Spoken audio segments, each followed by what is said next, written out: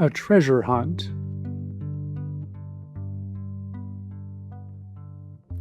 Who am I?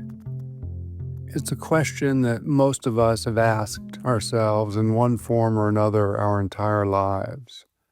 On the surface, it seems like a very simple question, but the deeper we go into it, the stranger it gets. So strange, in fact, that if someone were to ask you that very question right now, you may struggle to answer it. Even if you did answer it with some description of yourself, you may find that answer unsatisfying or incomplete.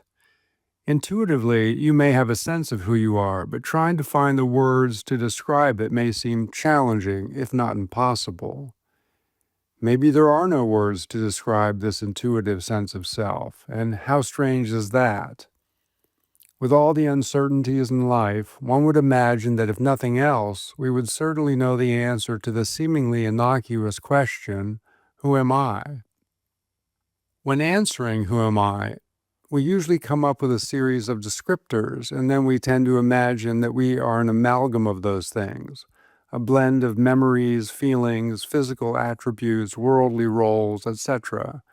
I'm a man who lives in Los Angeles with his wife and son, who writes books and likes to hike and laugh, and on and on. If we don't look too closely, we may settle on an answer like this. After all, what else could the answer be? But it never feels entirely satisfying or complete. Granted, it can be a very tricky question to even know how to approach. It can feel like a chess move that is beyond understanding. My teachings will hopefully give you some clues about how to approach it. The question, who am I, is not only strange but singularly powerful as well. In fact, it lies at the heart of the spiritual path. At some point, we stop looking outside of ourselves for answers and turn inwards. Then again, after turning inwards, we stop looking towards our experiences for answers and start delving into a deeper investigation. Who is it that is searching for answers? Or in other words, who am I? If our search is sincere, eventually we all have to face the very challenging question, who am I without my story? Who am I without any of the qualifiers of I am this or I am that? Who are we before the mind can give us an answer in the form of thought? Early in my spiritual search, I remember reading a quote from Ramana Maharshi that says something like this: "You have to want to know yourself as badly as a drowning man wants air." When I first heard that, it struck me with force. I remember thinking, wow, that is a high bar. I've come to see over the years why Ramana might have said something so intense. Because of the nature of mind and our addiction to thought, it takes a total commitment to knowing oneself beyond anything else. It's a matter of attention and energy. There are so many things that take our attention in this life, and where our attention goes, our energy goes. Of course, there are certain things that require our attention: career, family, friendships, health, etc. And part of the fruit of the spiritual path is being able to give our full attention to whatever we may be doing at the moment. But if we were to whittle it down, the biggest obstacle for all of us is our addiction to thought. Most of us spend the majority of our time in our minds, lost in thought. That's the greatest challenge facing all of us. That brings us to an important question. What do you really want? This was a question my teacher, Adyashanti, asked his students during a silent retreat some years back. Why is it such an important question to answer from the perspective of the spiritual path? If the thing you want more than anything in this life is to know who you are, to know your most fundamental nature, to know who you are before identification with anything, there must be an unwavering commitment. This is now one of the first questions I ask my students. What do you want? What do you really, really want? Or as the late poet Mary Oliver might have phrased it, what is it you plan to do with your one wild and precious life? If we don't know what we want, we tend to spread our energy thin. If you ask most people, they don't know what they want. Most have never even considered it. We have to really find out what it is we want more than anything. Take time to find out. There's no rush, but it's an essential question. What a great thing to find out, because then you can set your compass towards that North Star, and that's what you will follow the rest of your life. Although life will take you all over the place, you can always reorient yourself because you know what you want more than anything. What is more important than that? When you discover what you really want, it allows the deep energy of commitment to come in, and with that comes love. We need that for this search, which can be rigorous and extremely challenging. It takes courage, perseverance, and devotion. The deeper the commitment goes, the deeper the love goes. Even so, there are no guarantees. Just as with love with a partner, there must be commitment without guarantee. If there were a guarantee, what would be the power of the commitment anyway? You set your compass and begin down the road. That compass is all you have. My compass is set to freedom. I love the word freedom. I always have. I was really struck by it in my 20s while reading the Carlos Castaneda books. I like true nature and self-realization too.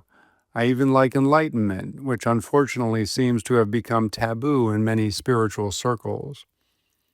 But all are just words. Whichever resonates for you is lovely. No need to get stuck on semantics.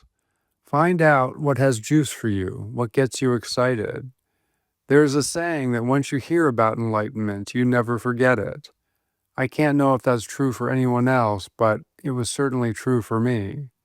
There seems to be a certain resonance for people who are ready for it. Just hearing about it creates a certain rapture. When we hear that invitation, things start to vibrate and come online. But I always find that I come back to the word freedom, being free.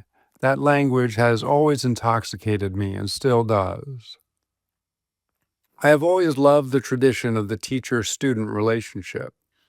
I know that many have had unsavory experiences in this arena, but luckily I have had only profound and meaningful experiences.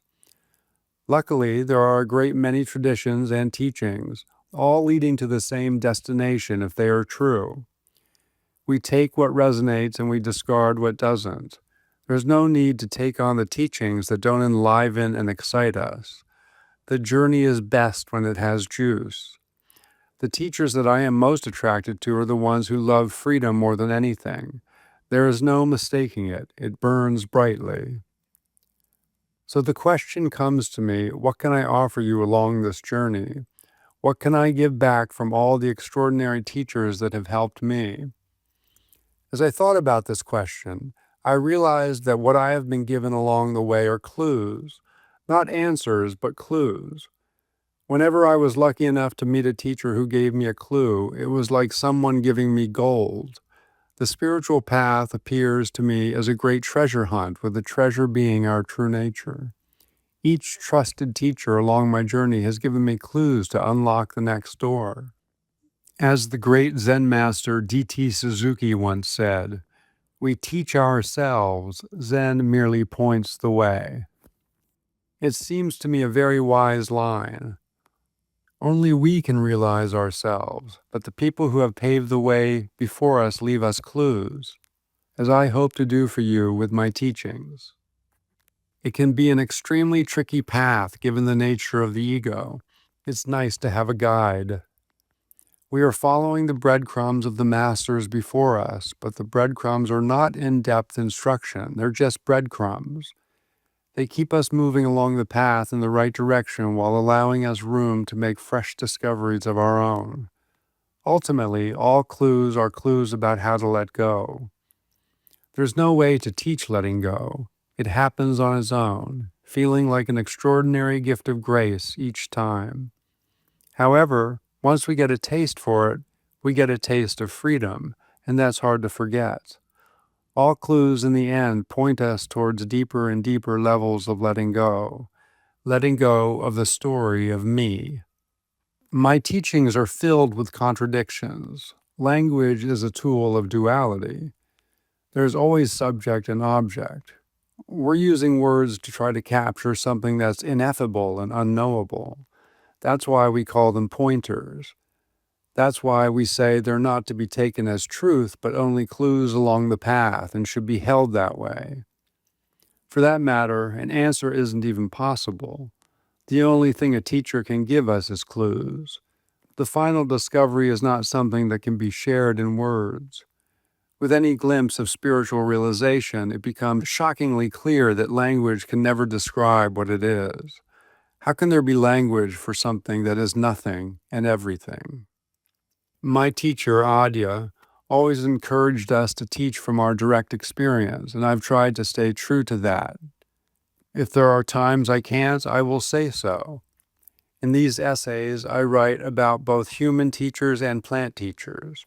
I know that plant medicines are controversial, but for me, they have been an unfathomable ally in my search for freedom. I respect them deeply and use them with great care.